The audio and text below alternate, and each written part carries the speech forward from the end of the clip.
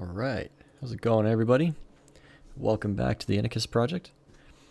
Tonight we're going to be working on the lightsaber some more, so that'll be fun. We got to start making some custom components because some of the things that I need, I can't just pick a off-the-shelf part for that already has a design made. A couple of things to get through first. I'm trying to think of better ways to enable people to help me on this stuff.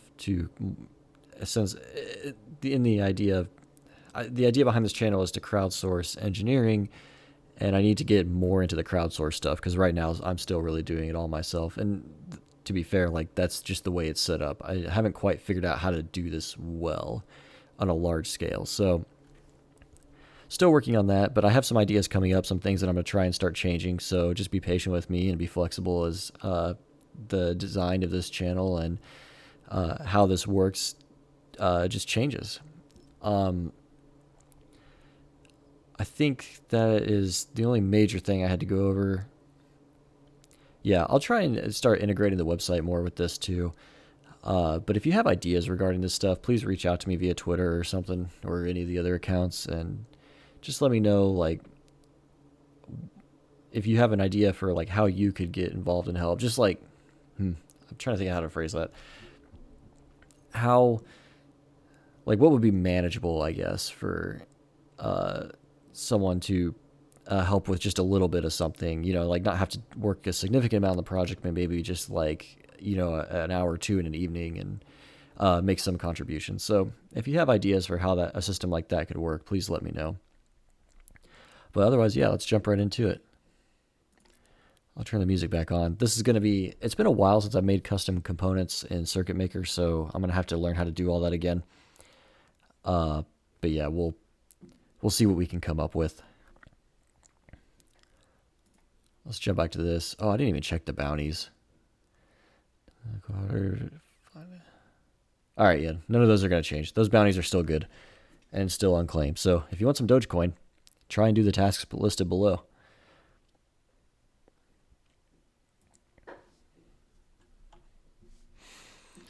All right, we need to, let's see. Let me pull up our block diagram here. This is everything that we're trying to do, and we have done these two. We've done this section and this section. So what else do we need? Well, we need a bunch of these connectors. And then we can move on to the regulator. And we also need to make the USB-C footprint and model. Okay, that should be doable. Hopefully I can find a model for this USB-C part, because I feel like that actually needs to be accurate. Like for these connectors, I'm just going to make kind of just big square blocks to kind of show where they go. But for this, it needs to be fairly accurate because the rest of the design is going to, the outer design is going to have to hinge on that. So, all right.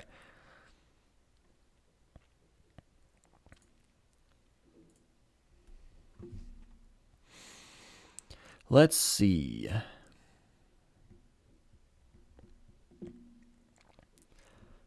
What is the connect? Oh, I guess I should just look up what the connector is. All right, this particular one. I need to make this, or at least a footprint for it.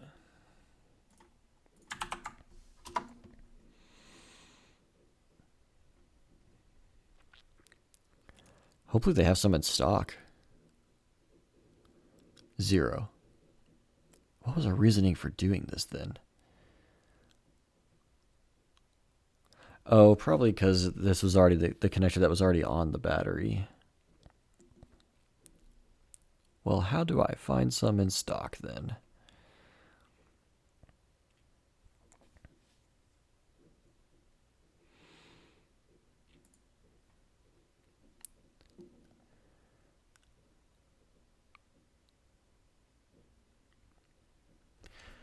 I'll have to look into that. I'm still going to design this anyway with this part, but we may have to rethink exactly how we do this.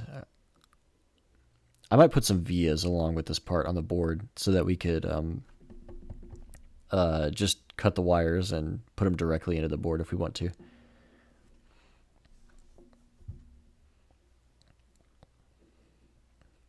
All right, here's the data sheet.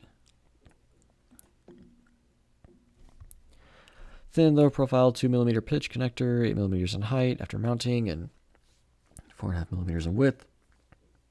It is designed to meet the demand for whatever. Side entry type, through hole type, SMT type. Oh, how do we know which one's which? Here, I'm gonna move this off the side so I have, or not this. This, so I have the part number over here. And then let's pull that back up. So we got to figure out which one it is, and then that'll tell us. We can use one of these layout options for that.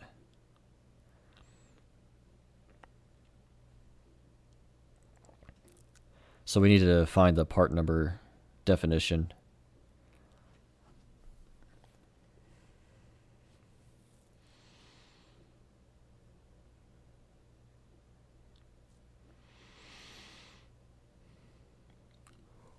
Oh, man, I'm tired.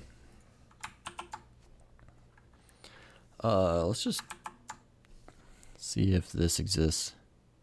All right, well, that was useless. Let's try that. Nope.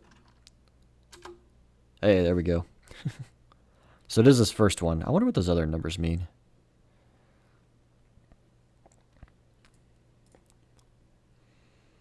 What that LFSN means. All right, let's zoom in so I can see what's going on here. HSM4 TB. So that's just the 2-pin. Here's a good model of it.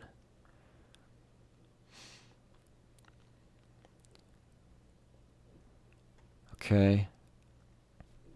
Oh, here's a part number description.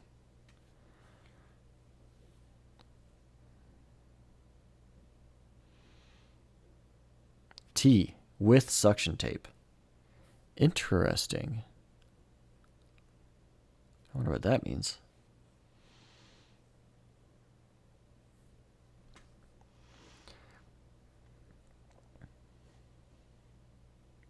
So top entry, header, solder tab. Okay. So it is the surface mount part. Solder tab goes there, I assume.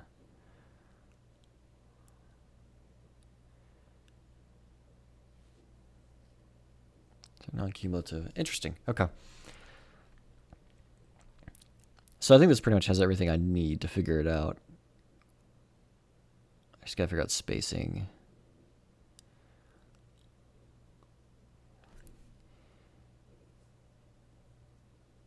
.6, 1.6, 2. Yeah, 2mm. Okay. That's 1mm. Interesting. All right.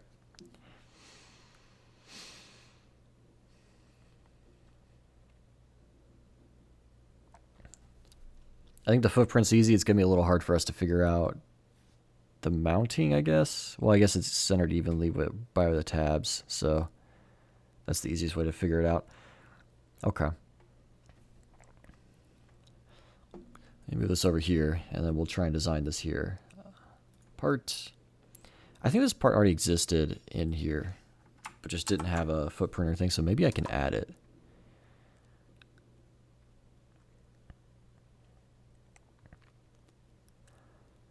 B2B, PH, SM4, TBT, which I believe is the one. PH, SM4, TBT. Okay, that's correct. It just doesn't look the same.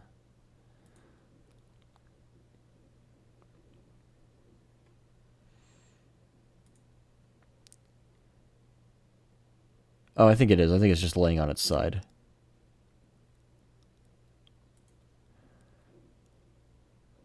Is this a place where it's in stock? It gave me a link to a web page, so I'm trying to figure that out right now. If you have any questions or anything, please let me know.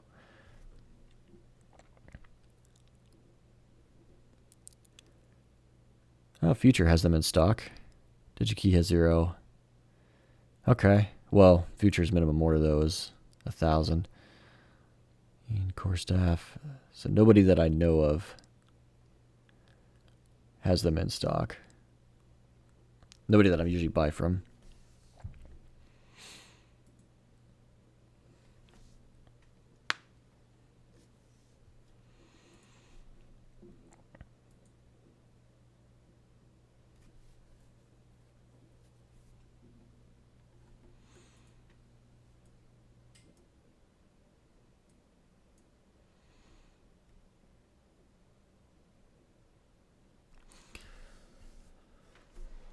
Let's see.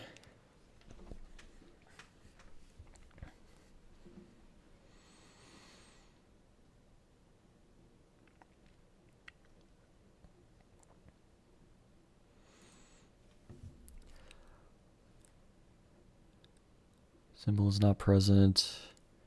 Footprint is not present. How do I add these?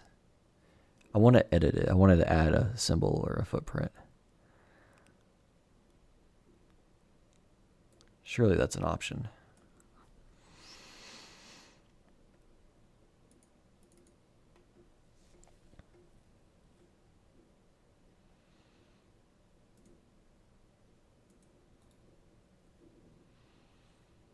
Create new component. Does that do what I want it to? Maybe. PTV, color, natural. Okay. I think that does do what I want it to. I don't know if that'll show up in everyone's search results or just mine. Let's add a symbol.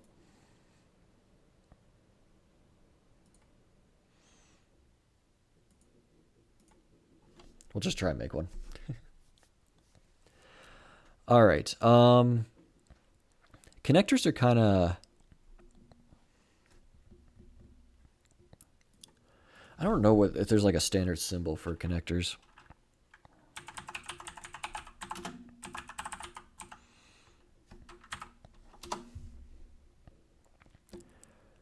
Yeah, there's kind of a few different variants that are used. I'll just use one of the or copy one of the standard ones.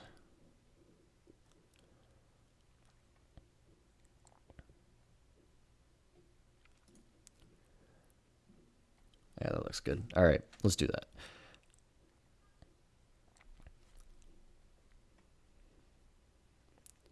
I need a rectangle.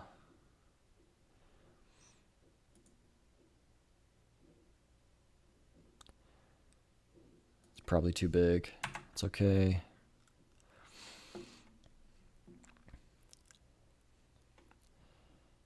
Yeah, definitely too big. Let's move that up.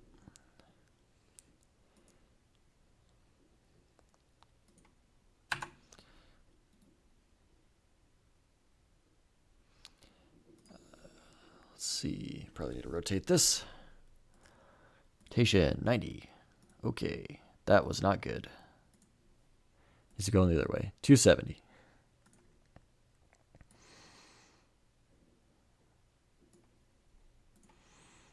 All right, I'm gonna make this smaller actually because this is comically huge.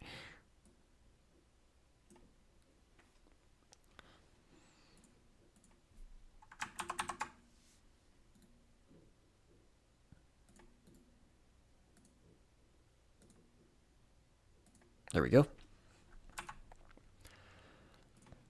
And then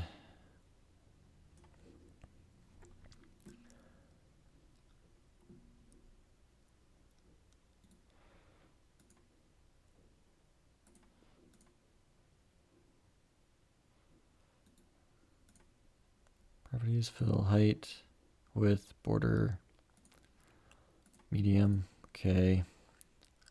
Better.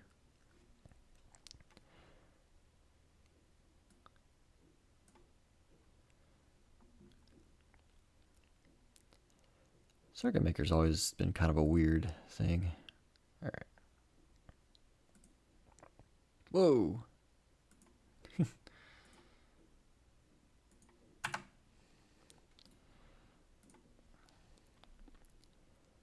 Width, radius. What is it at? Probably I wanted at 50 mils.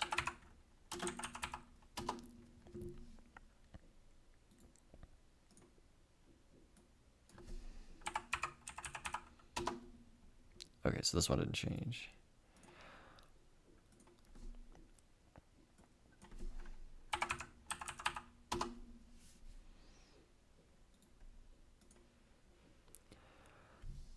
Signator 1, 1. Turn the name off. Or leave the name on, turn the designator off. I can't remember. We're going to leave the designator on.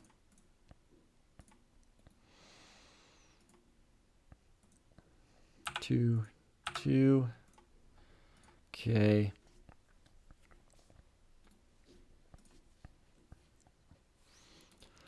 Let's make this black.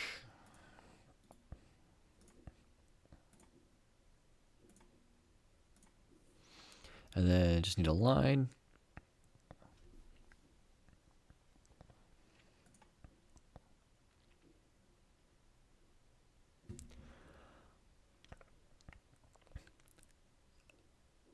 Okay, hold on. Sorry, the way this works is weird. No, stop it. All objects.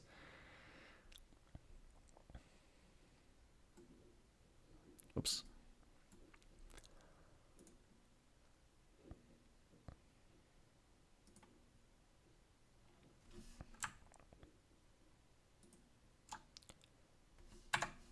Do that. And then that. All right. That'll be our symbol.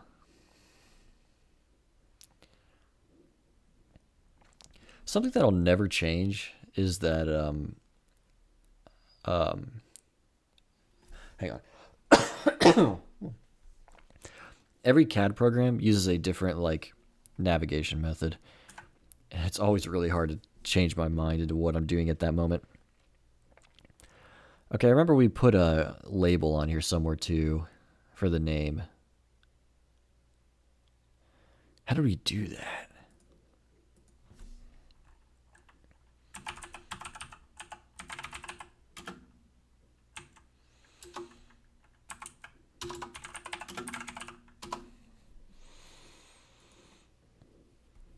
Somewhere in here is a way to do it.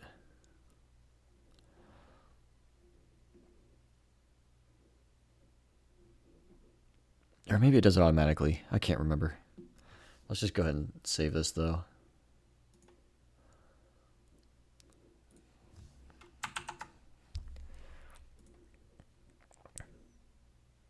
Okay, we do have something here.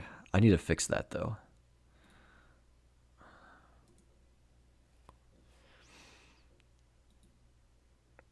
How do I fix that? No.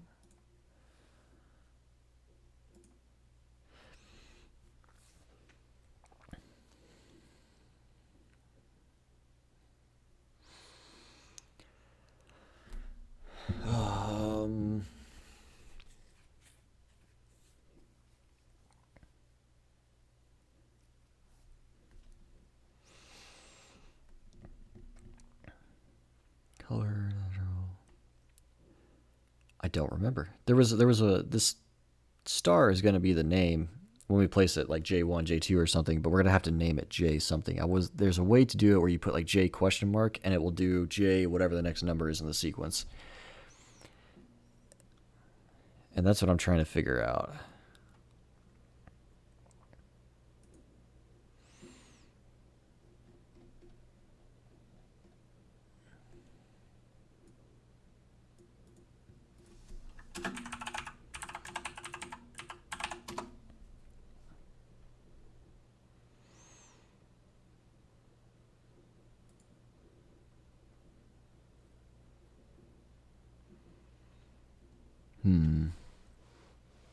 I'm really annoyed that I can't remember how to do that because I think I did it with the resistors. Oh well, we'll just go with this for now, see what happens. All right, new footprint. This one I'll need the thing open for. So while we're waiting for that to be made, this is the footprint. Effectively, what this is telling us is put as many pins down here as you have and the spacing between each one. So since we only have 2 pins, we'll completely ignore this middle one and just do the one on either end. But that's how they set up a footprint that can be used for a part that can be any number of pins like that.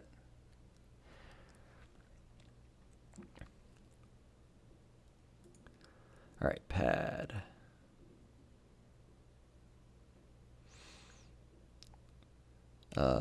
Let's just throw it down and start there. Because we'll just have to copy it. All right, type rectangular. All right, before we go any farther, we're going to have to switch this over to metric. Because there is no way this is going to work like that.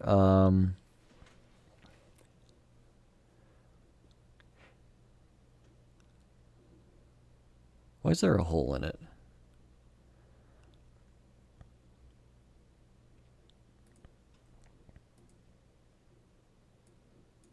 Can I just make that 0? Does that work? Yes, okay.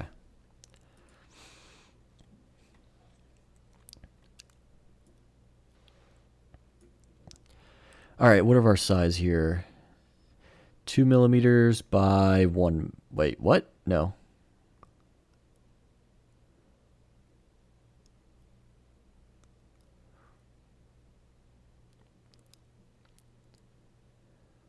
Hold on, their sizing doesn't make a lot of sense here.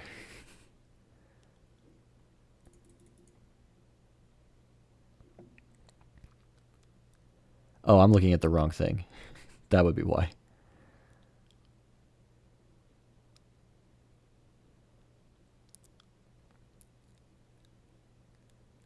What's 2 minus 7.5? 5.5. That's what it is.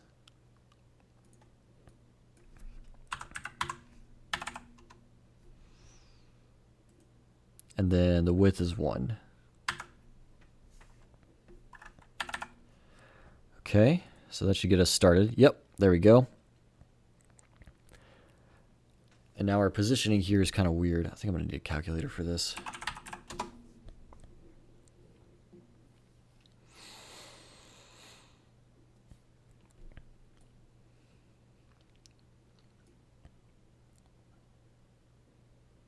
So everything is done from a top edge. So I think what I'm going to do is just move everything down for ease of measurement. So the middle of this is 2 plus whatever 5.5 divided by 2 is. Plus 2 equals 4.75. So we'll do negative 4.75 on the y.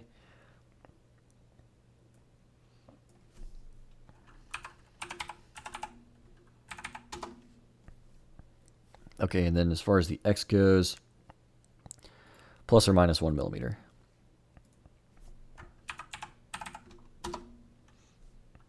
Okay. Let's copy that. Paste.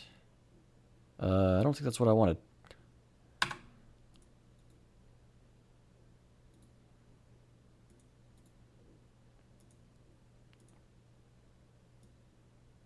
No.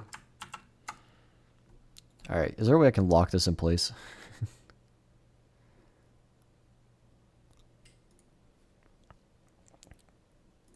There we go. Because this thing is where it needs to be, so I want to make sure that stays there. Okay.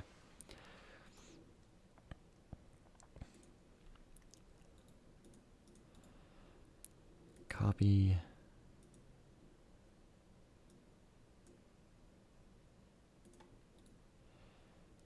Paste. There we go. All right, and then we'll unlock that. Negative 4.75 millimeters. And this will be plus 1 millimeter. There we go. All right, now we need pads for the tabs on either side.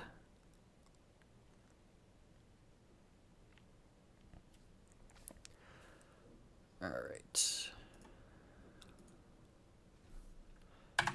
Actually, you know what? I'm just going to copy this because it already has it set up.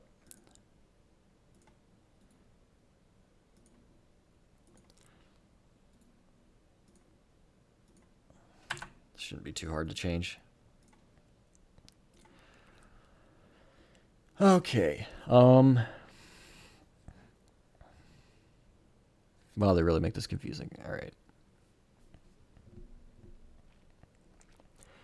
Width is 1.6.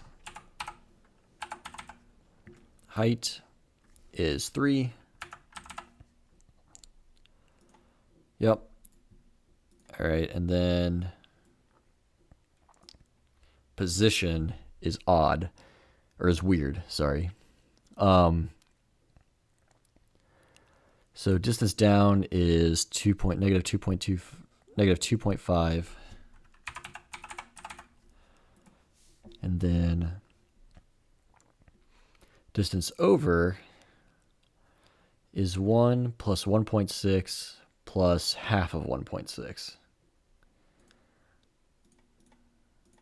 2 plus 1.6 plus 1, 3.4. So negative 3.4.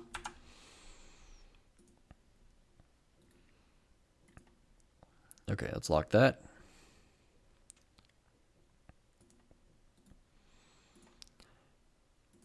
All right, 3.4, negative 2.5,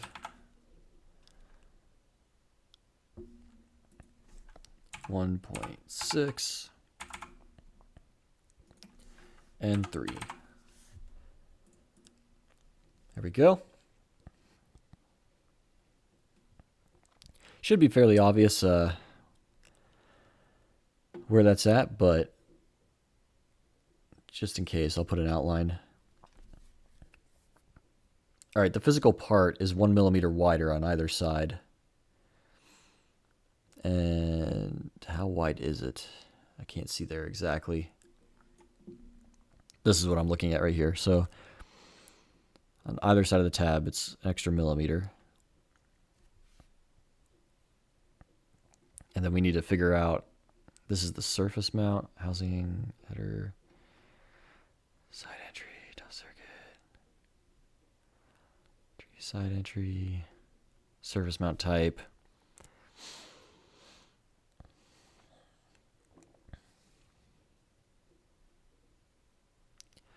2.2.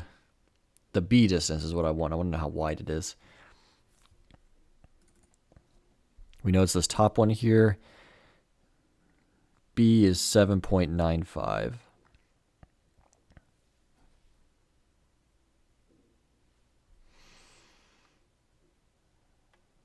All right, so 7.95 wide and 5 tall. That works for me. So hold on, let's move this back over. So we're going to do a series of lines.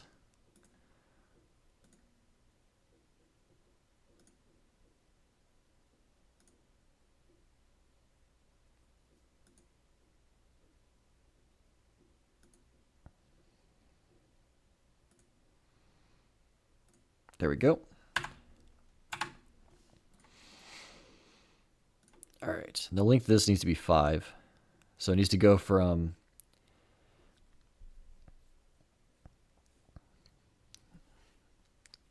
let's see. This needs to be 0. I think, no, this needs to be 0. It's closest here. 0, and then it's 7.9 wide, 7.95 wide.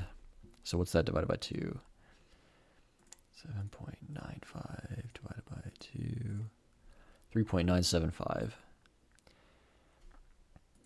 So 0, negative 3.975. And this will be negative 5 and negative 3.975. Okay. All right, that's a good first place to be. All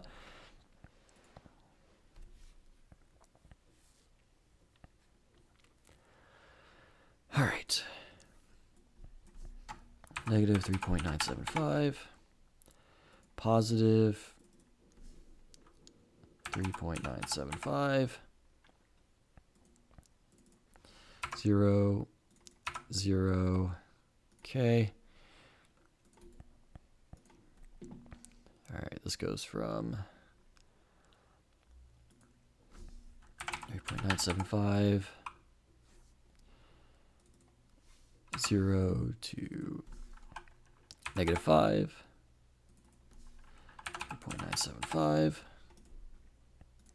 This is a lot of fun. And then this is at, both of these are at negative 5.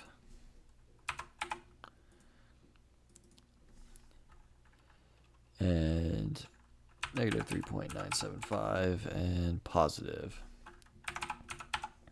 5. Okay. Last thing, the layer.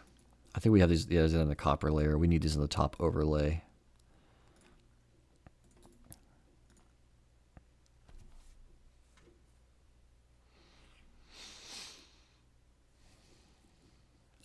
There it is, sorry. Whoops, not paste.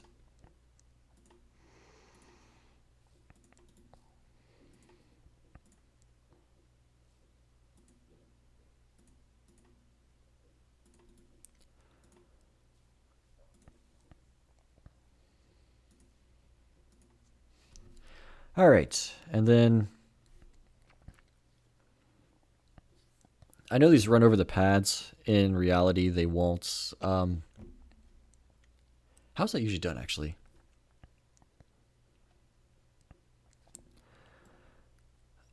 So basically, yeah, the design files will have it running over the pad, the line, but in the actual manufacturing, there's something about how that works where typically that can't happen, where it just won't print or something like that. Or their process will catch it and they'll strip like part of this line out in their software when they're getting the manufacturing file ready. Okay. That's good. Do we need to put a number or anything?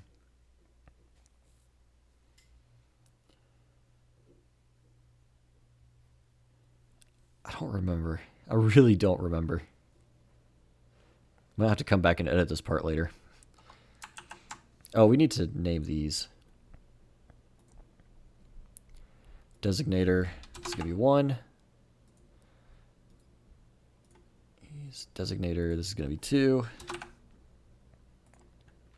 And then designator, can we make the designator a string? Oh, we can. Ground. Perfect.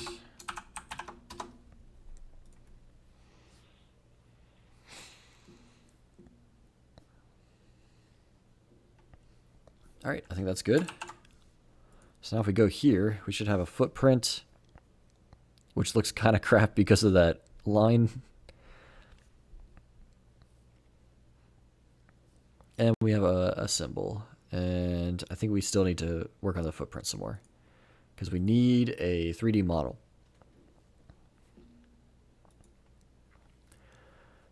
Top entry height is 6.6 millimeters tall.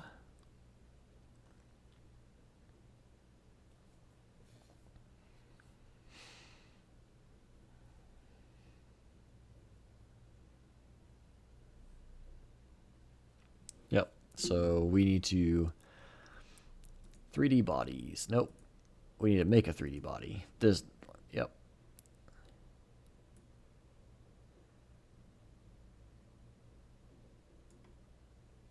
I forget how this works. I remember it being annoying though.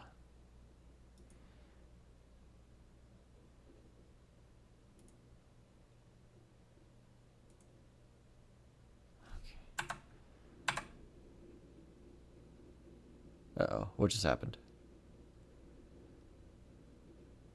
There it goes. It's like something just broke. Okay.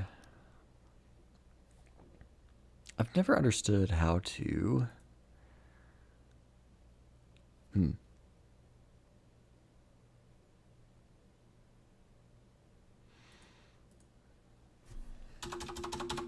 This is 6.6 millimeters.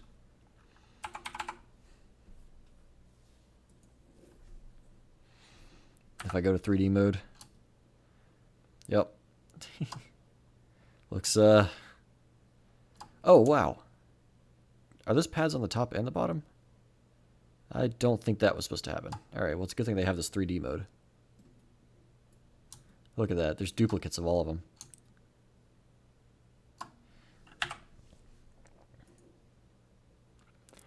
Let's look at the pad properties. Layer. Yeah, it is. Interesting. Okay. If you say multi-layer, how do you tell what layers it's on? Like, what if it's on a bunch of them?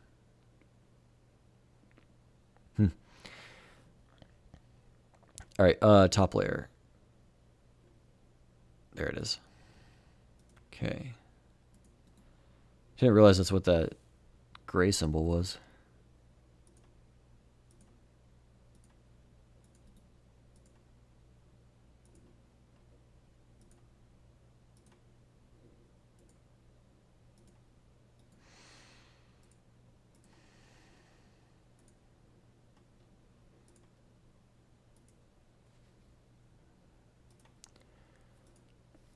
All right, there we go.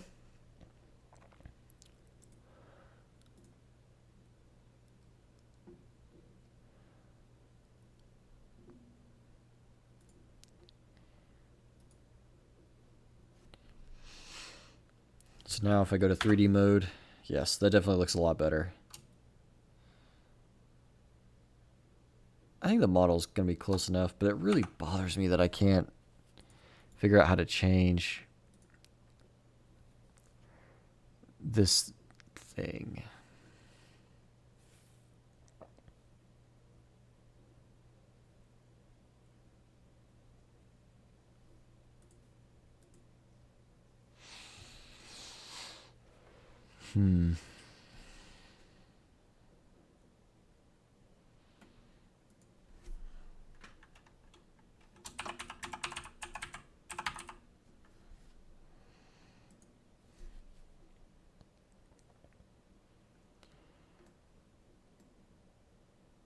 I guess you can move it around, and I'll move it right to the edges just to be safe. Can you do the properties on this point?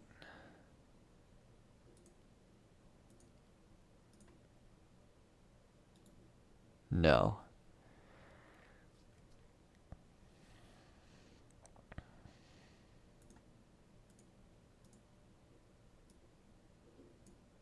All right, I'm just going to try and do what's reasonable here.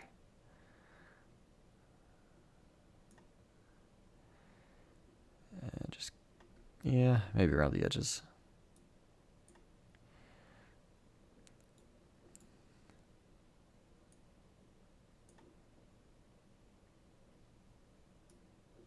There we go.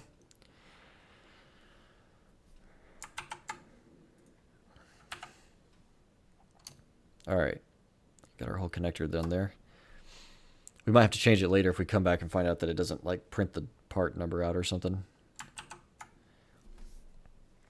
Okay. How do we commit this?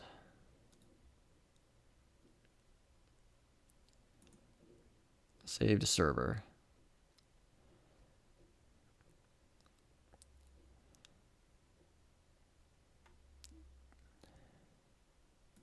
All right, cool. We have a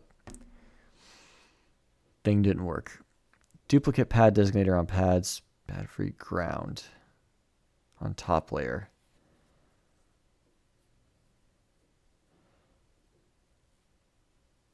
Interesting. So you can't have the same designator on both. Or maybe you can, but just the way you do it has to be very specific.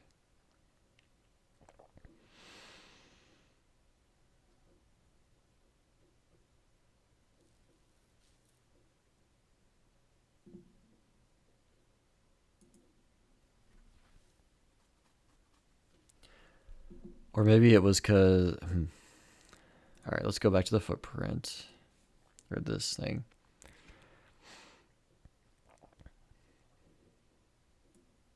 I'm going to slide this over a bit. Oops.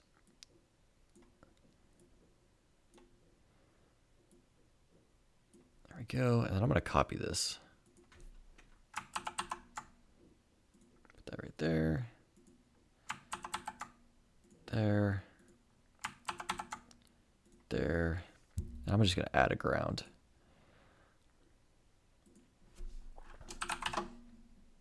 Maybe that's what it's complaining about.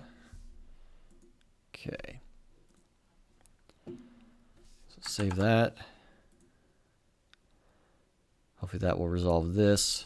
We'll save. And then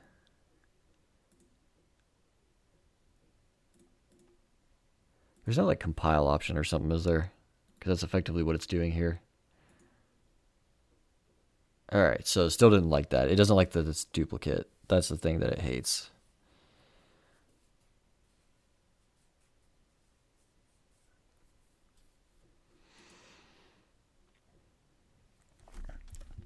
It doesn't bother me to just go ahead and release it like that, but I want to know like what is actually the intended way of doing this.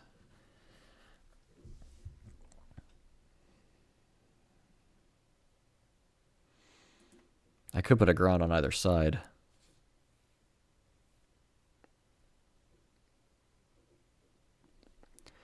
That might be excessive though. Let's just do it.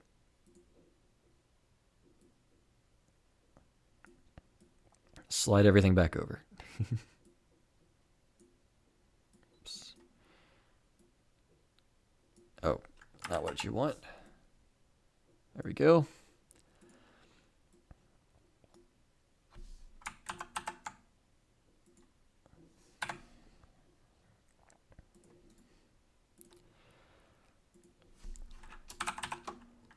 Ground 1.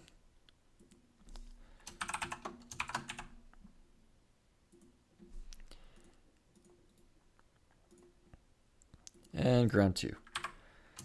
I have a feeling this is like the really wrong way to do it, but it does at least show everything. So,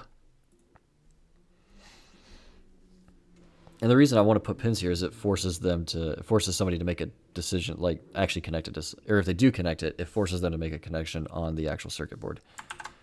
So here we need to rename these. Pad. Ground 1.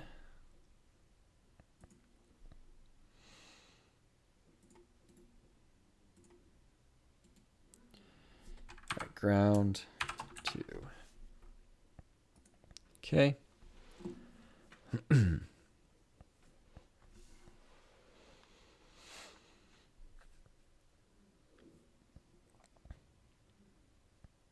Theoretically, that'll all work. 3D model still looks good. Yep. Albeit it could look a lot better if we downloaded an actual CAD model.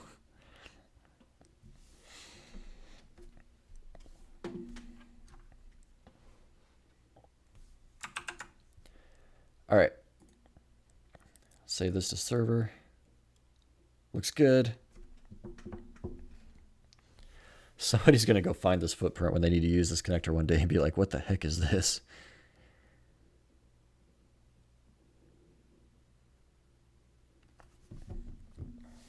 Let's see, 4 pins for a 2-pin connector.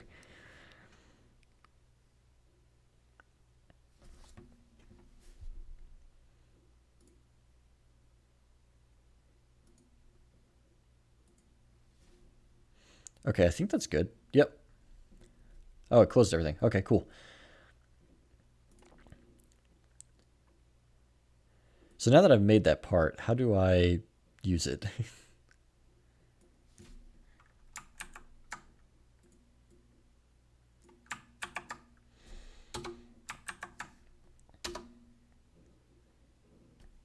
Shouldn't it have an option available? It doesn't. Why not? Is it like in my personal library or something? This one. Okay, apparently favorites is ones that, okay.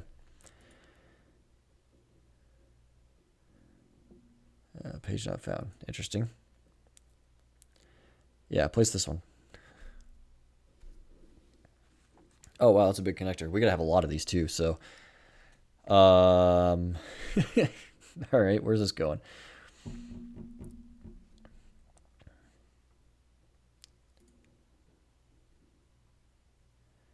Two, 3, 4, 5, 6, 7, 8.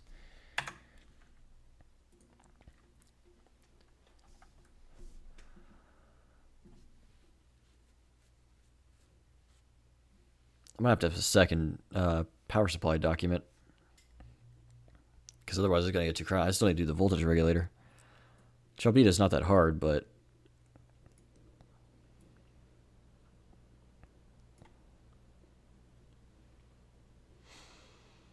all right, let's just get all this lined up somewhere that it makes sense.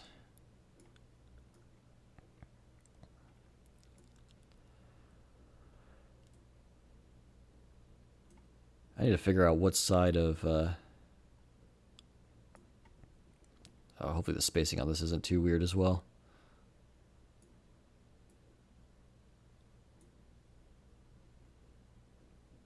Okay. I need to figure out what side voltage is plugged into for each of these. And I need to go through and name them all. And designator J1. Turn the comment off. Okay.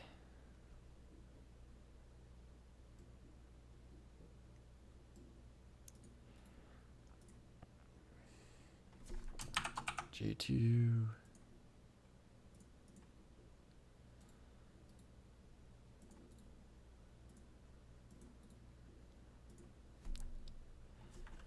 J3.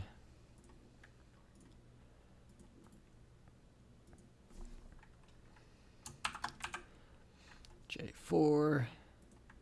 This is the exciting part.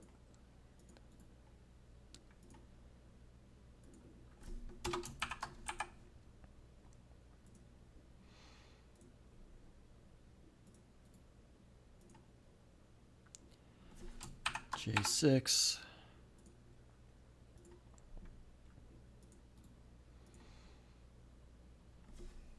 J7.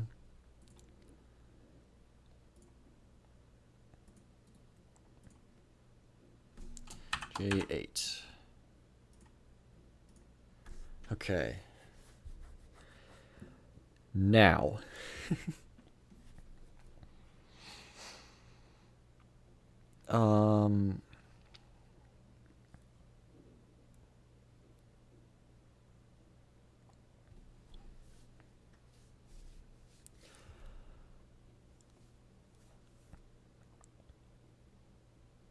Yeah, I need to figure out what side of the connector everything is connected on. So let me figure out these batteries.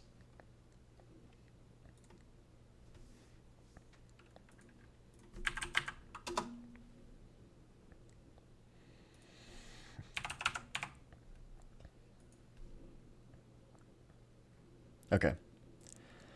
Here is the battery we are using. No, okay. So the red is on one side, black's on the other. And we gotta figure out which pin that is.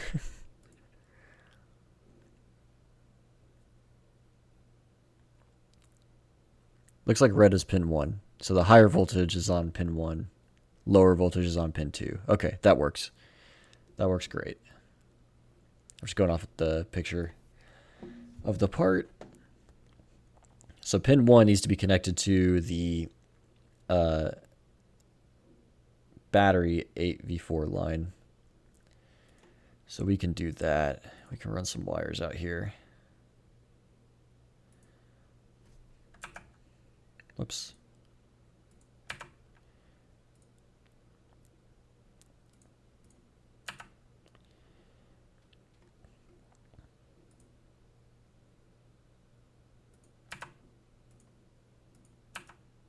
Oops.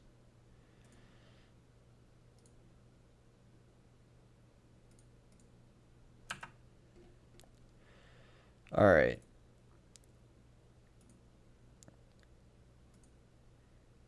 Go, and then pin 2 connects to pin 1 of the other.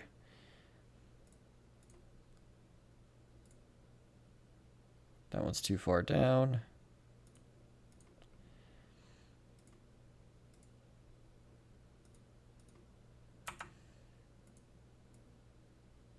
There we go.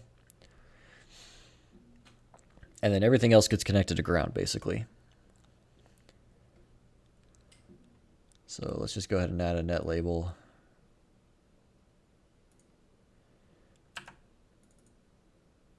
And this becomes, hold on, 8v4. No, it's the other one. Bat 8v4.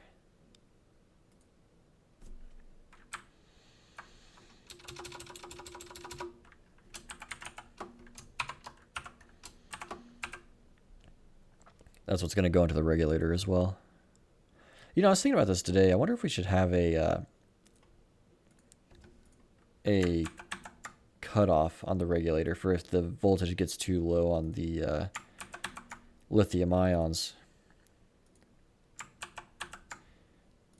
Then we do a cutoff of like an actual electrical cutoff, not something programmed, just in case, to keep them from over or under. What is the word for it? When you completely deplete them.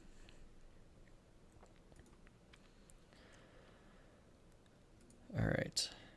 Run this down, across, up, over, down.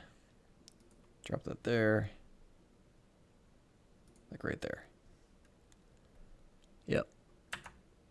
Maybe a little, one more. There we go. And then do a ground. Connect it right there. Okay. And then run wires to it.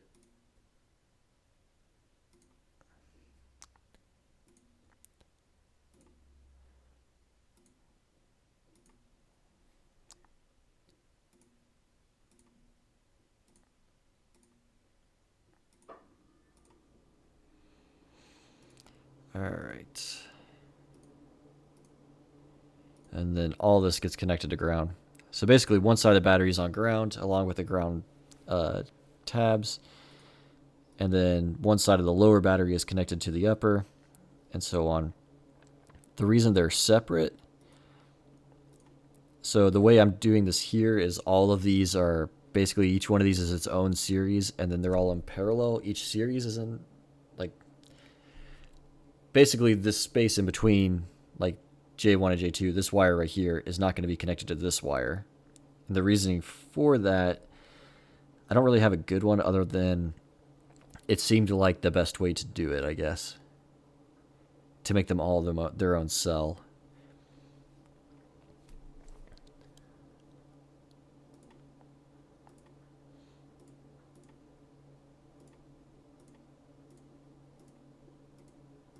Okay. So that's good.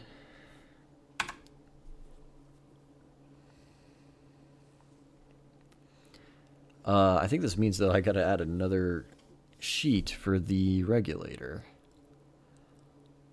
Unless I can somehow cram it in. I don't think I can, though.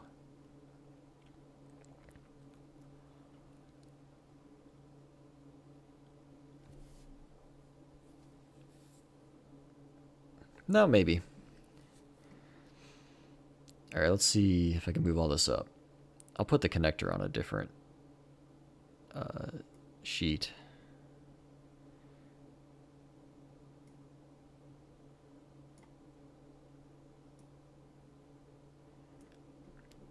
Okay. So down here I can put the regulator. So that's the part I want to do next. I'll do the connector next time. Or if I get done with this really fast, then I'll do it now. This regulator.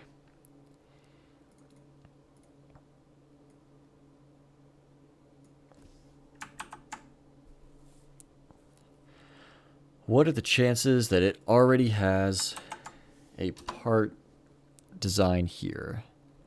I'm going to guess no.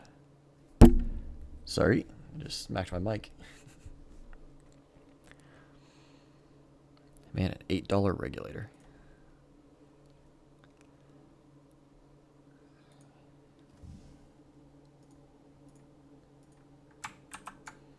Please. Oh. Well, that's a disappointment. Oh, wait. What's the difference between these two?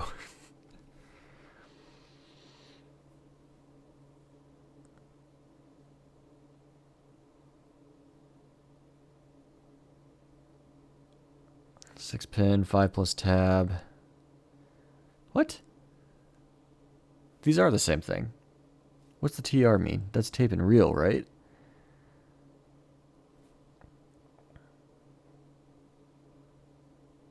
I don't know if they have the right picture for this.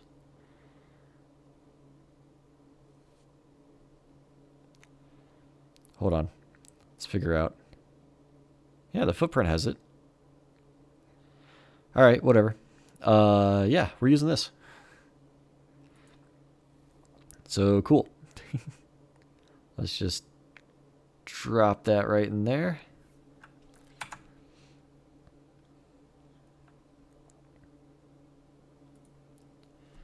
And then we got to figure out how to wire it all up. And I think I said something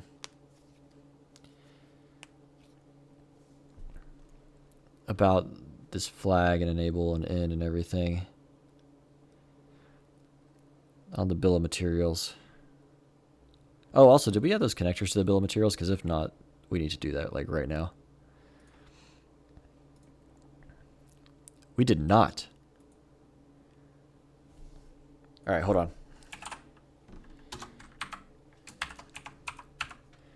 8. I'm going to drop this right here and pull this up over here so that I can look this up real quick. I already have it up. Okay, cool. So, NA. Description. Nope, description. There it is. Part number. And link. This was not the part number.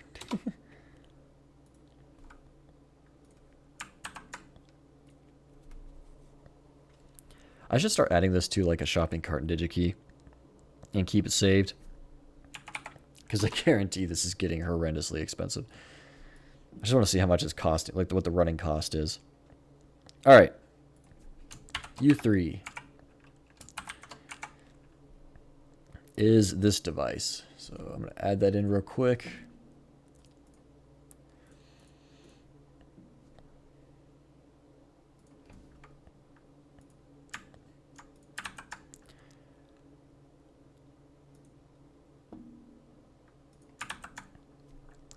We're going to have to follow the data sheet on this too, because I think it has a very specific layout it's going to want to keep it from exploding. Whatever the trace coming out, the 5 amp trace is going to be a lot. We probably just need to drop that immediately down to a power plane and just have it cover the board.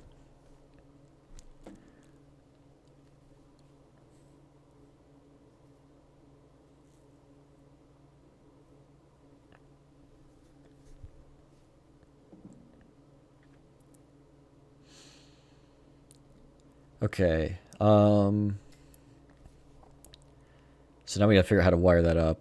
Let's see. The pin out here. Let me check if there's anything going to it, to the regulator.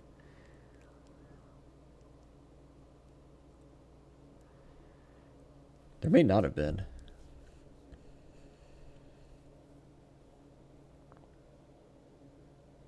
Okay, it doesn't look like it.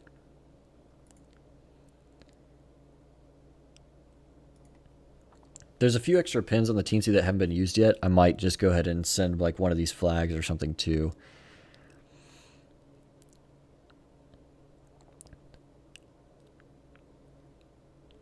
Although I don't know that it matters, because if there's something wrong with the power, the teensy is not going to be on anyway. Yeah, I think that makes sense. All right. Let's look at the data sheet and see how it's supposed to be wired up.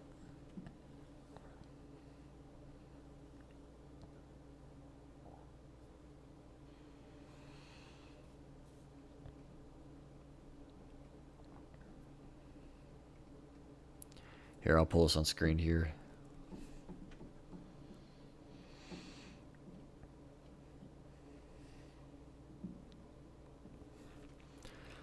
In, enable, out, adjustment. Oh, that's for the adjustable one.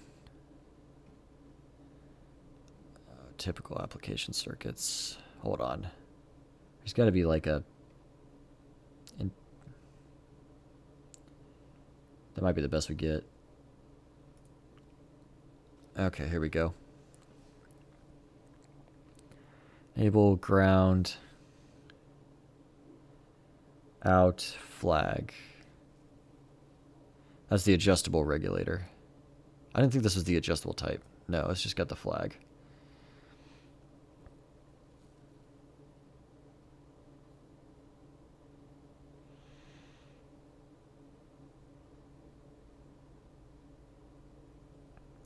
We can either just have it completely disconnected.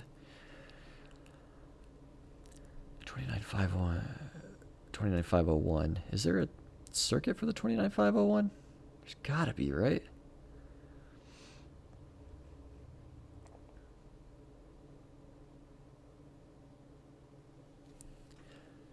In, out.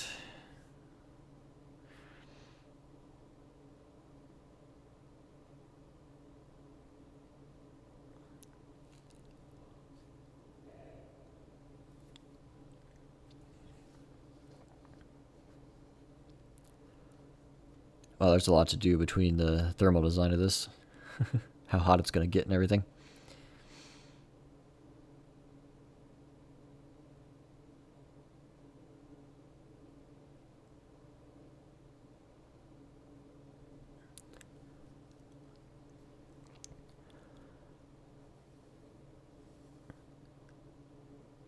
Constant, yada, yada, yada.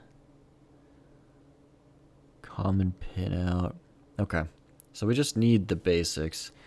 I don't know how big the capacitors need to be. There's probably an equation somewhere. But we shouldn't need the 10 microfarads. Minimum capacitor values at full load. 10 microfarads is pretty big. We're actually going to have a couple of really big caps on it.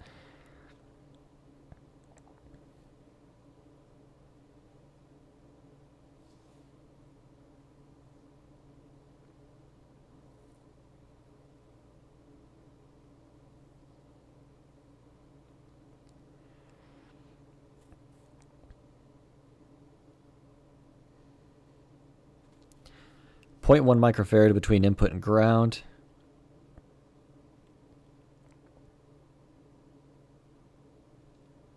And then the out, I assume this is the output capacitor.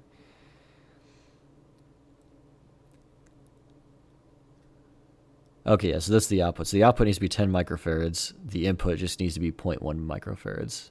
That's a lot easier to manage. Maybe I'm going to get lucky and we've used some of these before. And then the enable line. Is enable held high?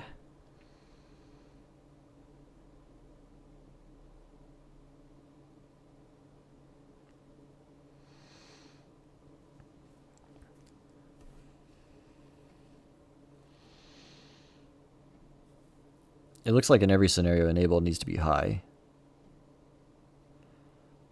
C29. 29x2 feature an enable input that allows on-off control of the device. Special dyno allows zero current drain when the device is disabled.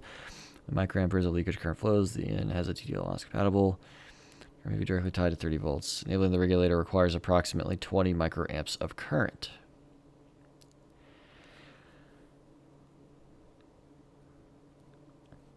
All right, give me the electrical characteristics then.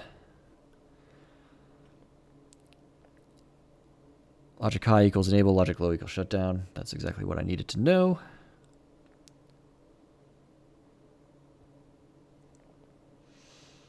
And then where are the characteristics?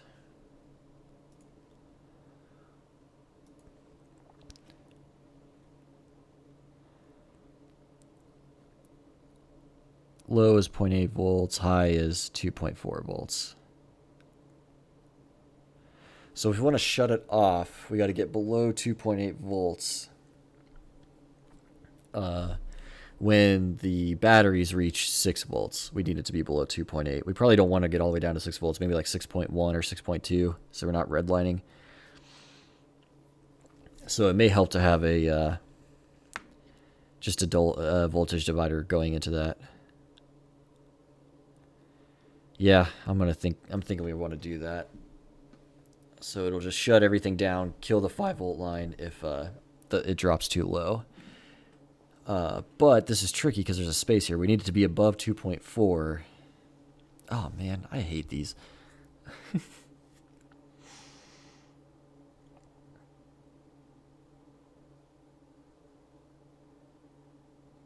This is getting into like comparator stuff.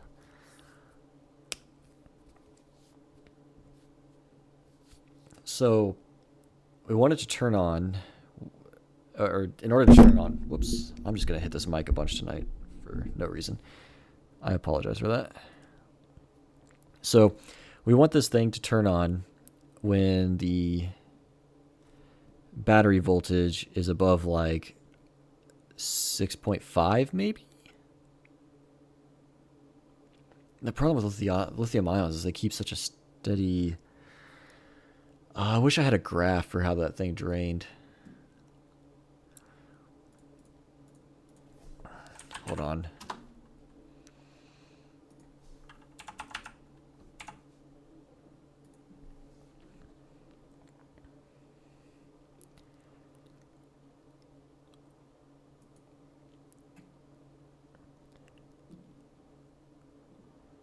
Okay. Is there no decent graph of this? I want to see a graph of the power, the voltage level over time, or voltage level compared to capacity.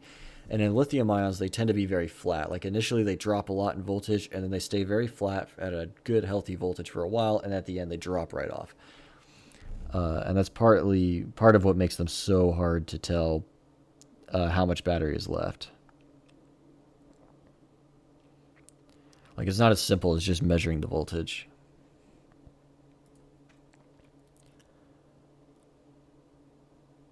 It's 3 volts. Storage voltage 3.7 to 3.9.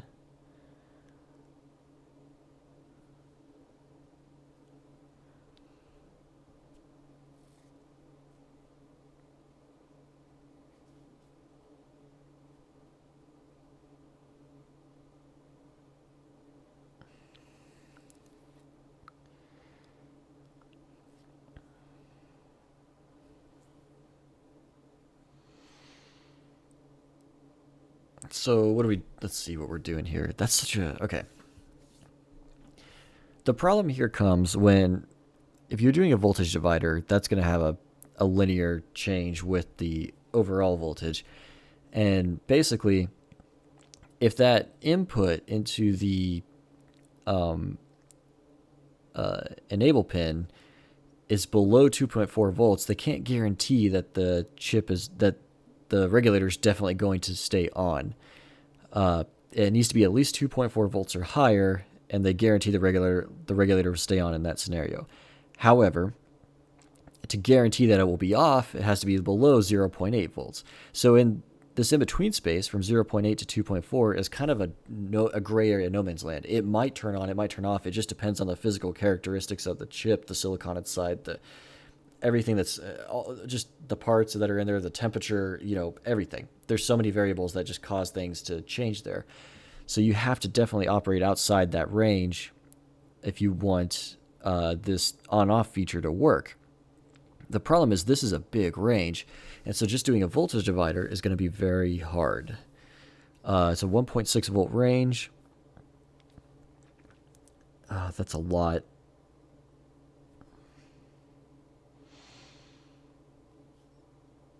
So how do we do that? Typically how you do this is through use of a comparator. Either a circuit or a specific chip. They make a chip that does this where it's similar to an op amp, or it's just a way that you can wire up an op amp. And basically if the one input drops below the other, then it immediately just drops down to 0 on the out.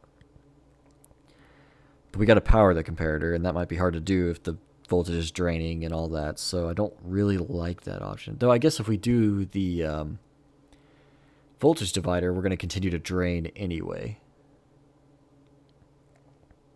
Yeah, maybe this is just a horrible option all around.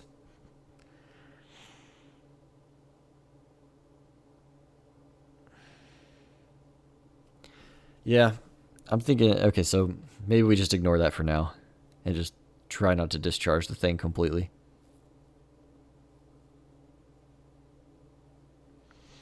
I just wish I could build in some sort of cutoff so that if it reached a certain voltage, it would just cut off and stop.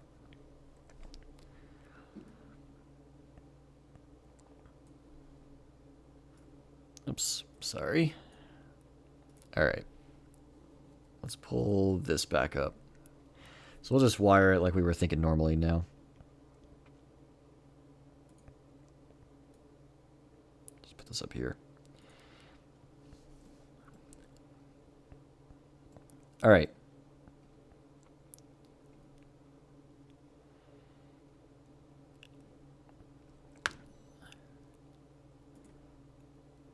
So out is going to be 5 volts. We're not going to connect the flag.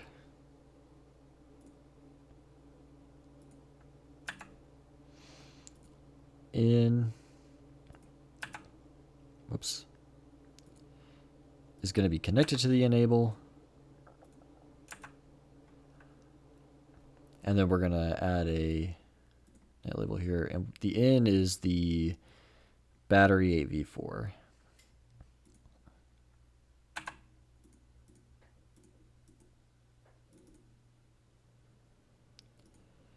Come on, there we go.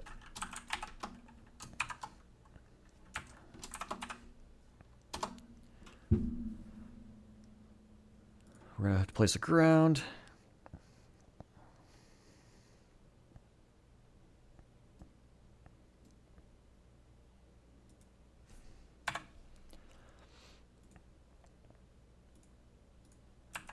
Okay, that's cool. It's not requiring the flag to be connected.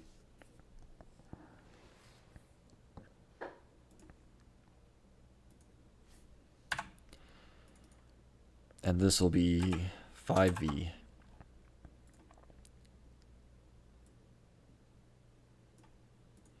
So that's the complete 5-volt line for the whole thing.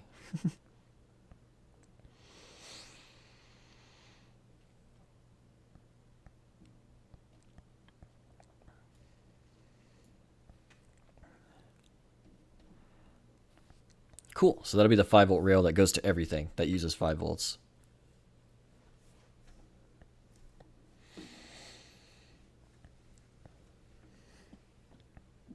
Oh, excuse me. And that error will go away when we connect it to something on the other end. All right. Let me move this up some.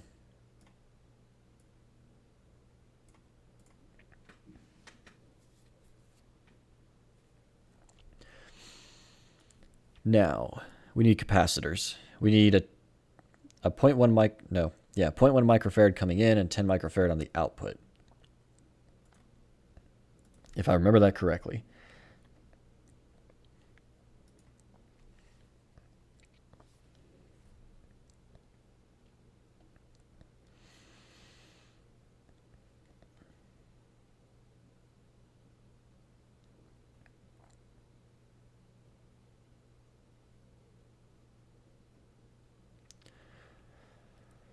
Let's see here.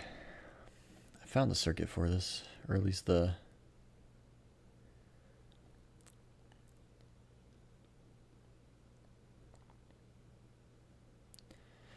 So it says that the wording of this is basically if it has a good AC filter, 0.1 microfarad is recommended.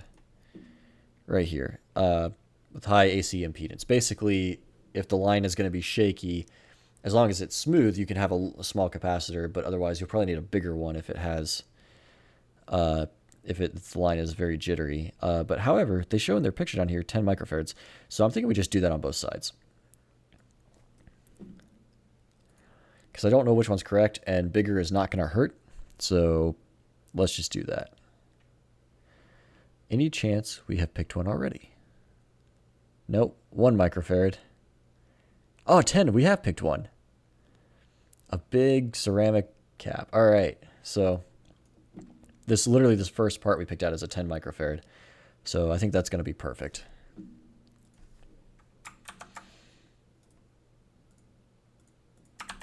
Let's just go look at that real quick. There it is, really expensive, 30 cents each. That's going to get costly in a hurry. All right. So let's just place that part again.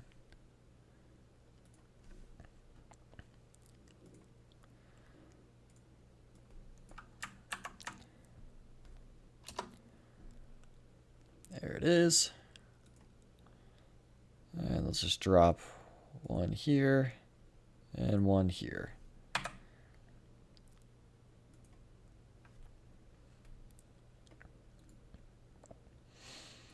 And then we'll rotate this 90.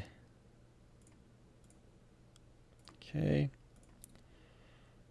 Rotate this 90. I forgot to turn the name off.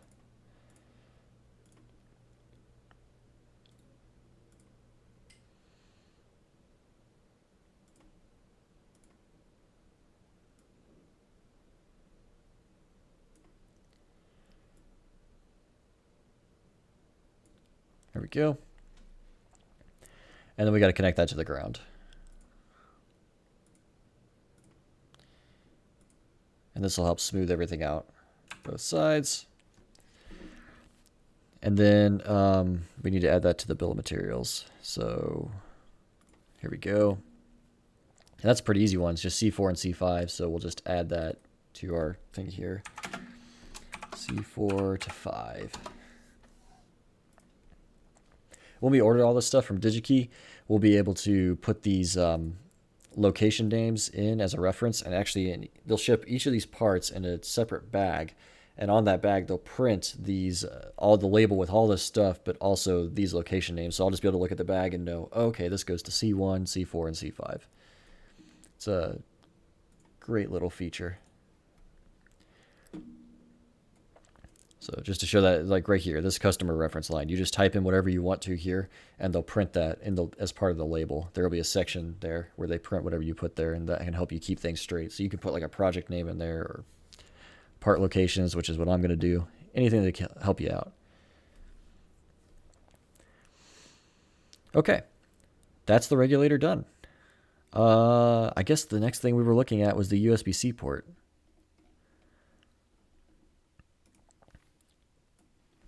So we made good progress. We have done this, this, this, this, and this, and I guess technically all of that. So we're moving along now.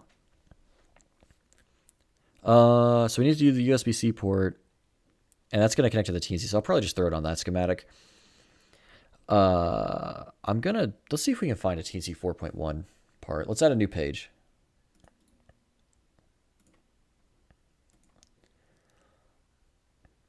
New schematic, and we want this to be, I guess just say teensy. Maybe that's the good word for it.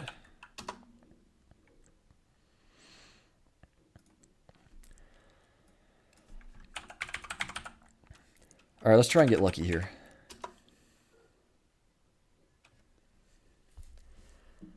Development board with headers, no, no model.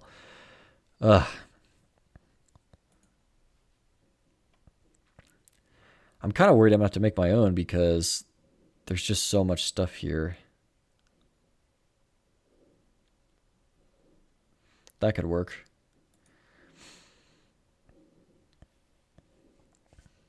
That won't work. I need one with everything. Why doesn't this one have a...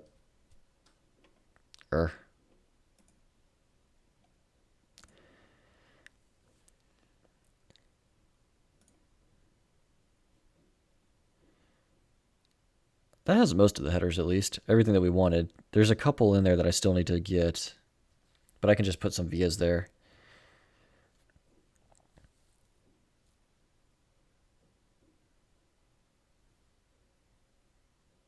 Yeah, that'll work. Okay, we'll use this one.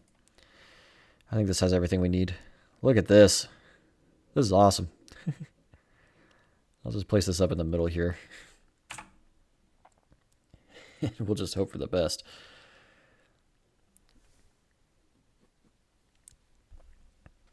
Because there's a lot going on.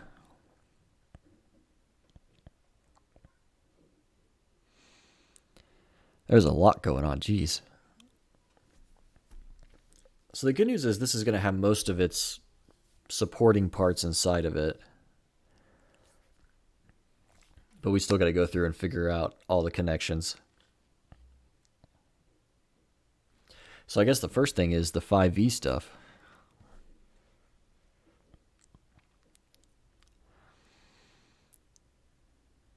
All right. So I think everything except VUSB. Oh, wait. No. Hold on. I got to look this up again.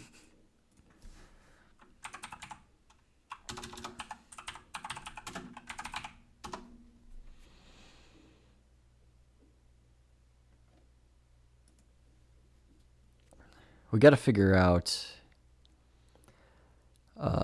interesting scheme for all this stuff too.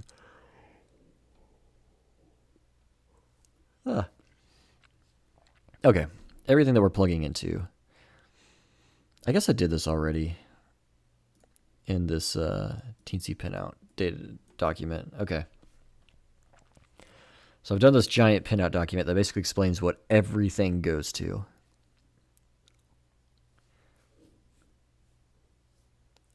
And so the only there's USB host, power management, and USB device. VUSB. So I need to find that, make sure that's not anything weird. Oh, no, that's on the connector. Okay.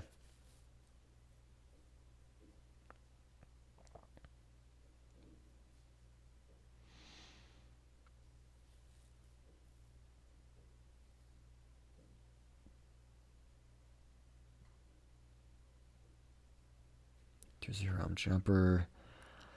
Right, this is going to get really confusing. My head was in a good place when I wrote this, but I'm not remembering everything I did.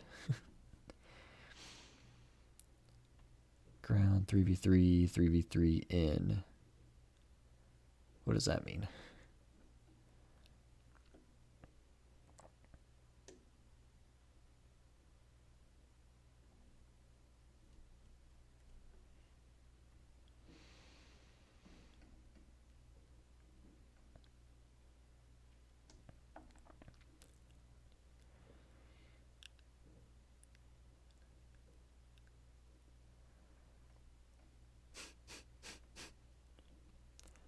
Right.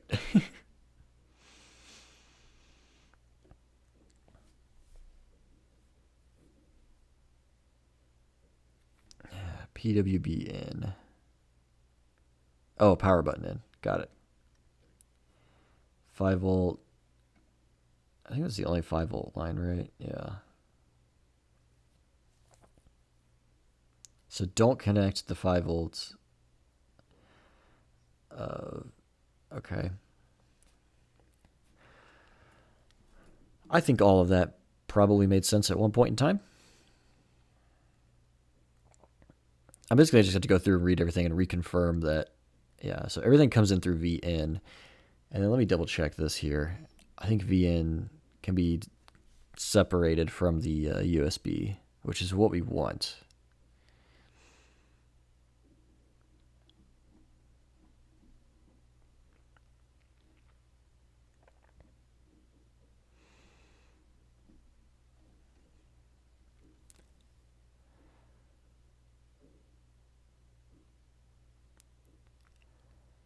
V comes in, and that can get separated from VN. Okay, cool.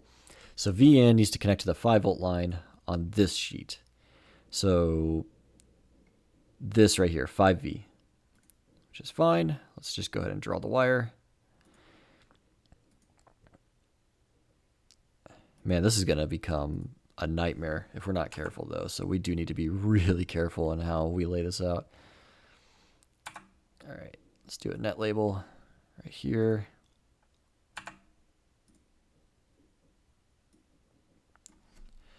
"5V." And that shows it's connected, and it should show over here is connected. Yep. Save that. Save that. And then is there anything any way I can change how this looks? Because I really wish I could. Nope.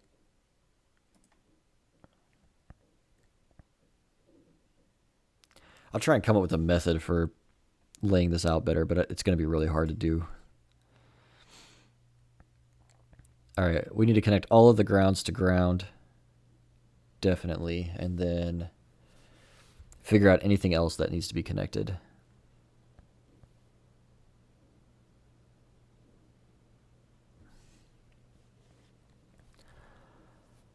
Program on off. I don't think there's anything else. Just connect all the grounds to ground.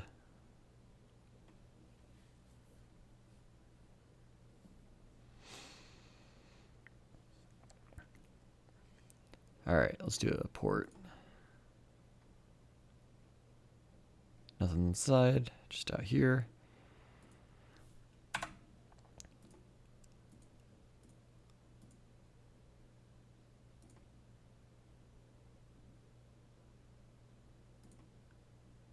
There. There. And then drop another ground. Whoops. Down here. Okay. Then we need to connect those wires up. So ground is down there. This ground gets connected there. This ground gets connected. This ground gets connected. All right, if anyone else sees any other grounds that I missed, let me know. I think I got them all. And then as far as power goes,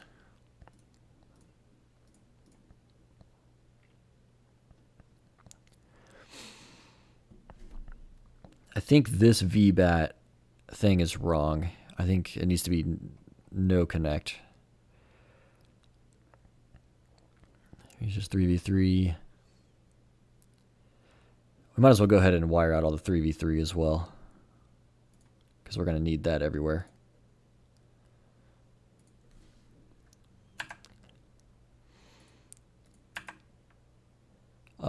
Any more? I'm scanning this as fast as I can, but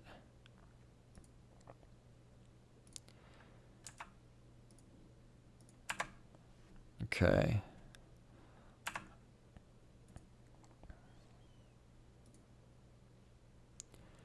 There.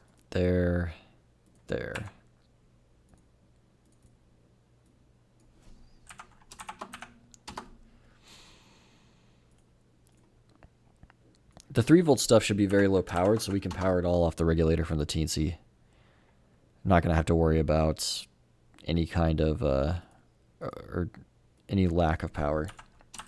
The 5-volt stuff cannot come from the TNC. I mean, I guess it technically could, but we don't want it to, because it can't, really. It's not going to put out 5 volts, so. All right. Those are good.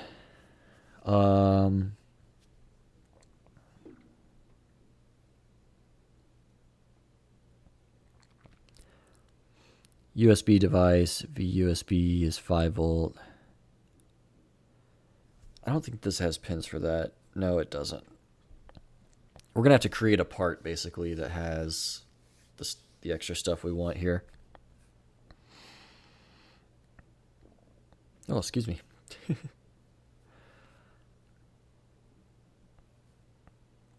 All right. I think this works, though.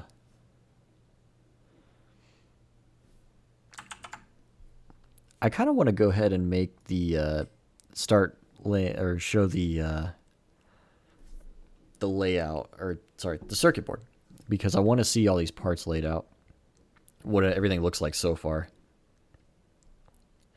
So that's a terrible idea, so let's do it.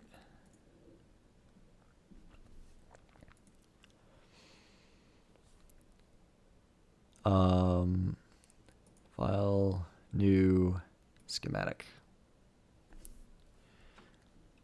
No, not schematic. New PCB.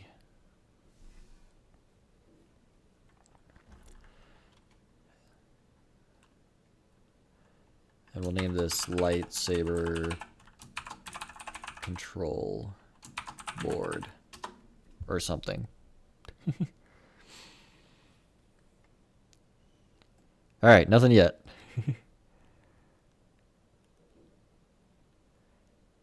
Let's just save everything so it looks good. Oh, we have to probably compile it. I forget about that sometimes. It's probably going to throw errors too because of those pins that are not connected. All right, give it a second. Hold on. It's got to commit everything to the server. There we go. I'll put a net between these so that it doesn't throw an error. Just briefly. Oh, that's not the error. Why are these red then?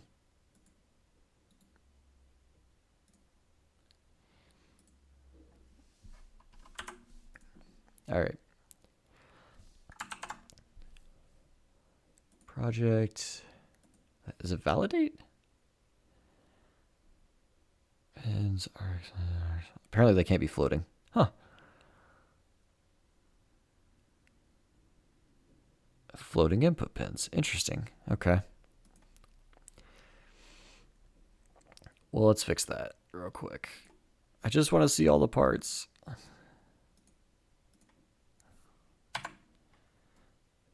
There we go.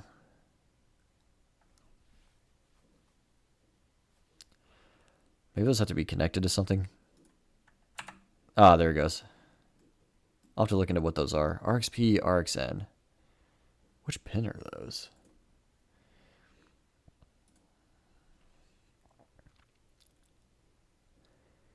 I don't see them on this teensy thing. Unless they're that.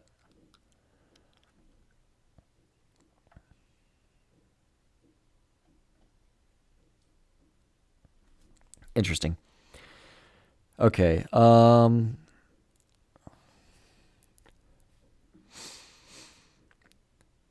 that should work, and let's validate it. I wonder what all the warnings are.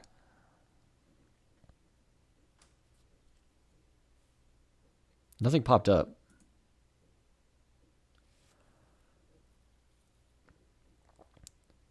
All right, update PCB document. Add everything. Execute changes.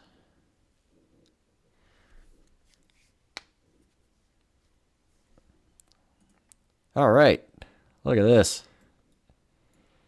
Getting off to an awesome start. Is that? I think that's an inductor that we picked. I forget what part is it. Oh yeah, that is the inductor. Wow, that's enormous.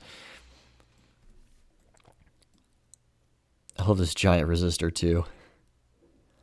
It's gonna have so much current running through it. Cool. This is a lot of neat stuff. If I go to the 3D view, you can see everything kind of. Oh, look at that model of the Teensy. It's like whitewash model here. That looks cool. Really well laid out. Basically gives you enough room for headers. Oh man, that's really tall. Not actually the kind of size that I was thinking it was gonna be. We might have to make our own model. Yeah, I think we might have to. We might have to do that next time. Because I don't like that much. It's the problem is it's too tall off the board. We need to make it like with the standard header size off the board, because that will give us a better idea of how big it is. With something like this, we're going to export this model of the circuit board, and it's going to be wrong and hard to work around when we design the hilt. But all this other stuff looks cool.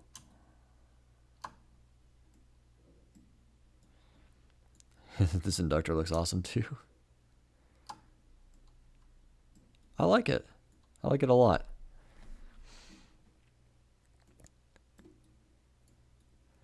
And then obviously we're going to have to reshape this board completely. We'll have to get an idea, a rough idea of how big it is once we lay the whole circuit out. There's a lot of really sizable components here, so this is going to be tricky though.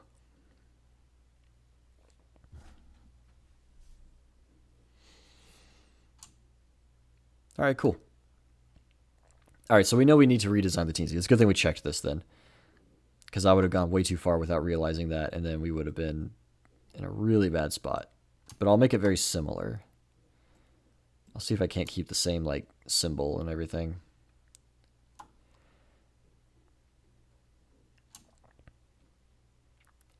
Cool. All right. Go back to 2D view. Save that. Go to this. Save that. Even though we're going to change it. All right, so what do we do now? I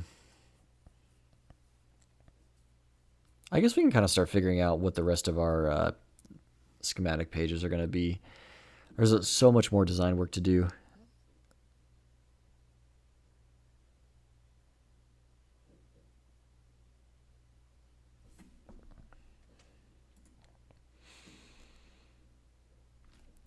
All right.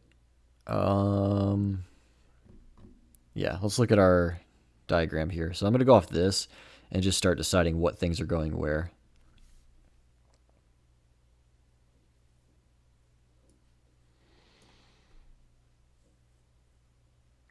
Accelerometer, motor.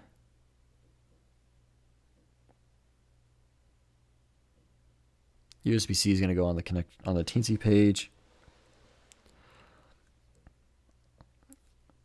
So we'll probably do a page for the screen, a page for the speaker, a page for the buttons, a page for the neopixels, a page for the accelerometers, and a page for the motors. I hope this thing doesn't have a limit.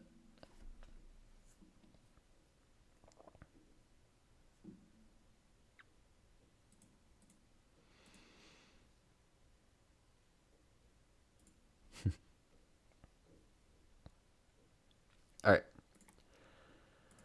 File, new, schematic. Buttons. The buttons are going to be interesting. Okay.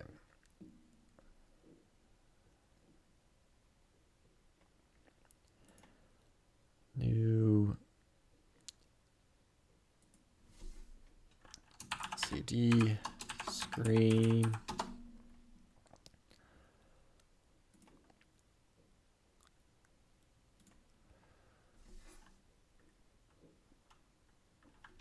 Speaker.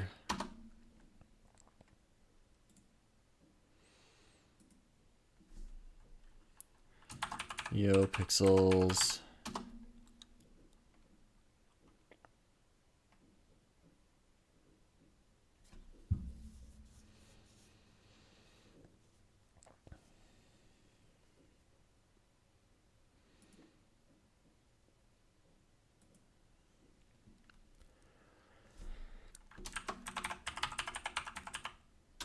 Accelerometer.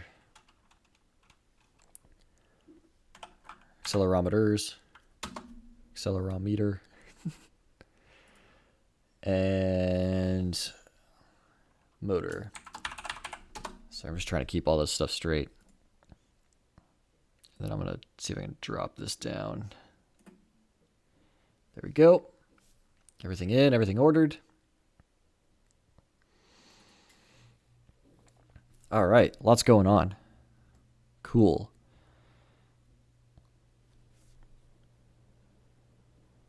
All right, we need to make our own teensy board that has all of these pins and uses headers and everything. Let's see. That's going to be a bit of a thing. We got to do the Usbc connector. That's the next thing that's immediately on my mind is like, oh, we got to do. That's this right here. And then we got to start adding all this stuff. I guess I can look into like if these components exist in different or elsewhere. Different elsewhere. If some of these other components already exist with models, or if I'm going to have to make my own. So like, let's just actually work our way down, because we can just go ahead and place parts.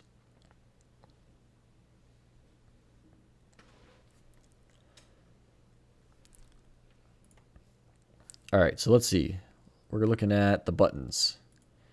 I don't have high hopes for this one. This Adafruit one.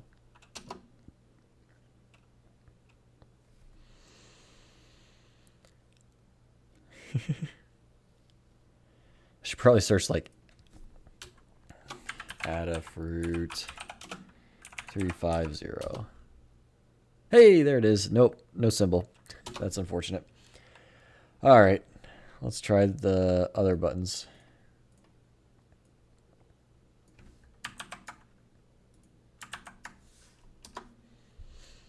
Nope, no symbol for that either. Oh, that's a disappointment. All right, let's try the screen. I really hope the screen does have something already made, because that's the hardest, one of the hardest ones to make something for. Oh, it does. Look at that. All right, we need to go to a different page though. LCD screen, part, and this. Yep, we're gonna place that right in the middle there. Oh, that's good. Got lucky with that one. Okay. And then speaker. I'd be really surprised if the speaker has a part number, but hopefully this amp does.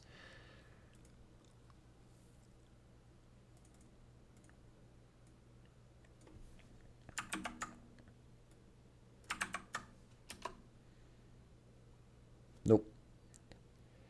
All right, hopefully the amp maybe.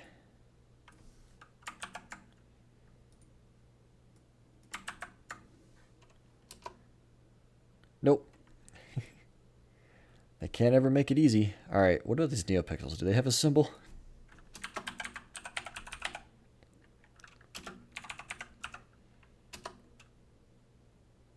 They do not.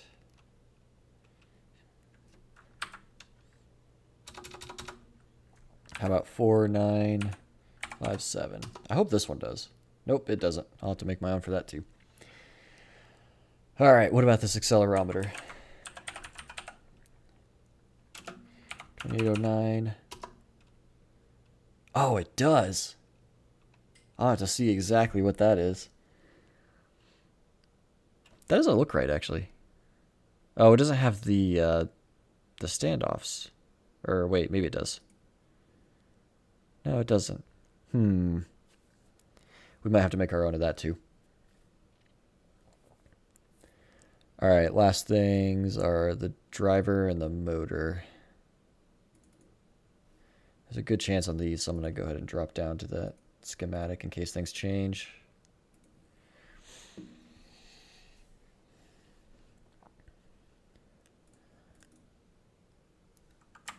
All right, the driver. Ooh, it does. That is exactly what I want. Let's place that.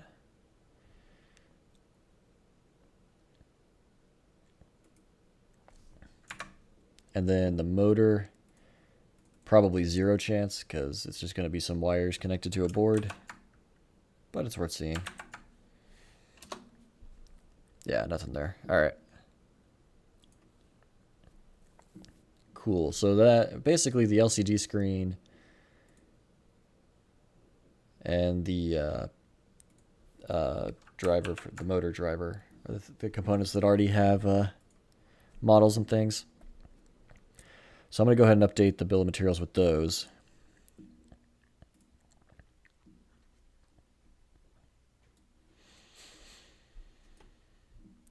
And then after that, I'll probably call it a night. I've done a lot. I'm not going to update it with the teensy yet, because It's just because that's not the one we're going to be using. So, what do we mark displays as? What is the schematic name?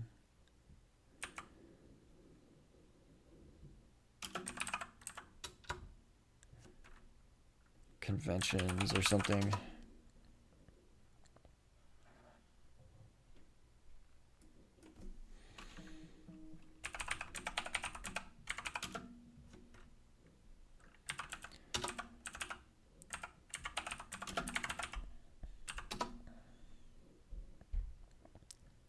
Oh, I gotta find the Wikipedia article on it.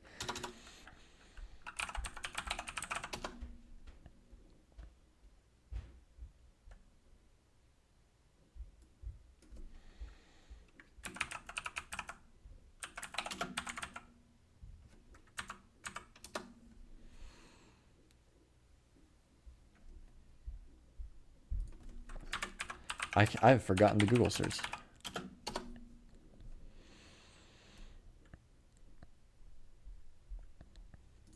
Reference designator. That's it. That's the word. Jeez. All right, do we have something for a screen? If not, I'm just going to name it a generic U thing. Display. DS. Okay, so this is going to be DS1.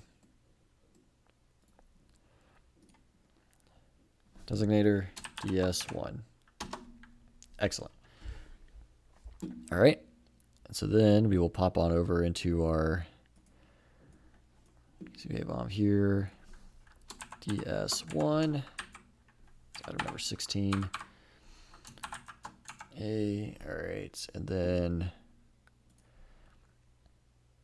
let me go find the page on DigiKey with it.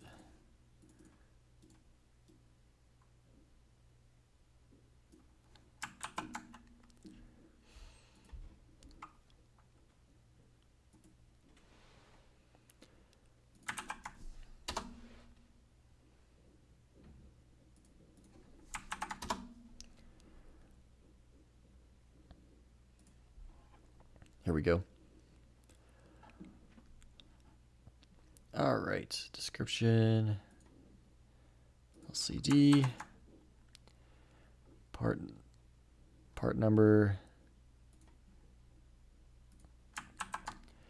and link. Okay. And then the next item is going to be that motor driver.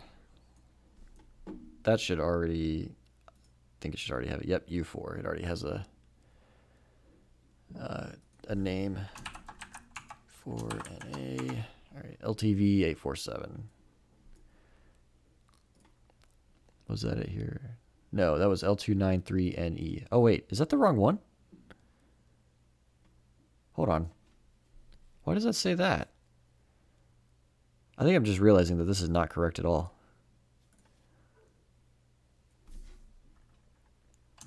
L293NE. 293NE.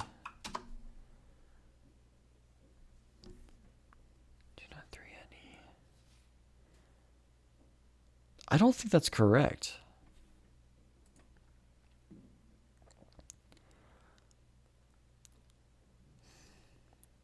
Or maybe it, I think it, the pinout is technically correct, but I think they just used the symbol from something else, so it looks really wrong.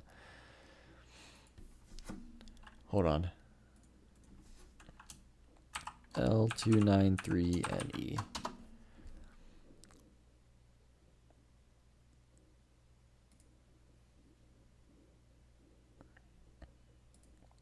Let's go find the datasheet again.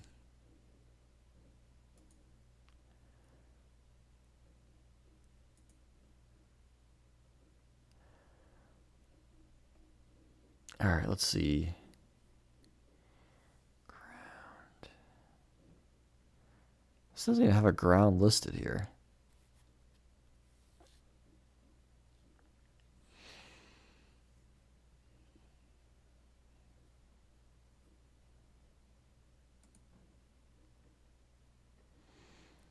Two, 3, 4, 5, 6, 7, 8.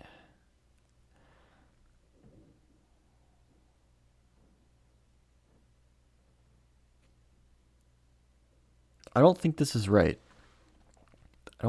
This really doesn't look right. Like the descriptions here, everything looks right, but this model looks wrong. So I think we might actually have to make our own here too. That kind of sucks. Oh well. Get rid of it. All right.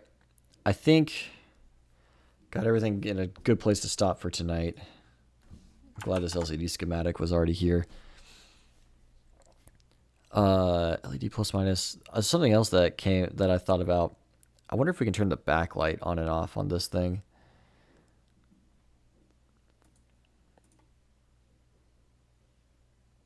I wonder if I had said that somewhere that I was going to do that. Where's the LED backlight? Or LCD backlight, sorry. Device pin should be LED plus, LED minus. Doesn't exist. Screen backlight. Okay, I do have something for it. Use a PFET. Yeah, that makes sense.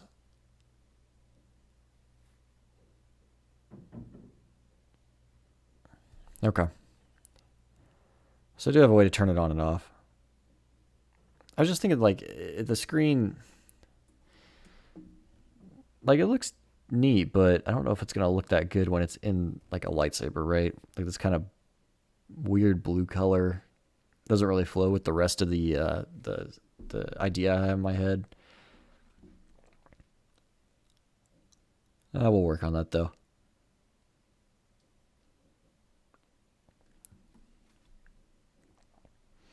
I think I'm using the screen no matter what because of its size, but still. All right. Yeah, I think that's everything I wanted to. That was actually more than I thought I would get done tonight, so that's cool. And probably a great stopping place. So thank you all for joining me, and I will keep you updated on exactly what I'm going to do going forward. Just bear with me as I change things around, and I will see you all next time. Later.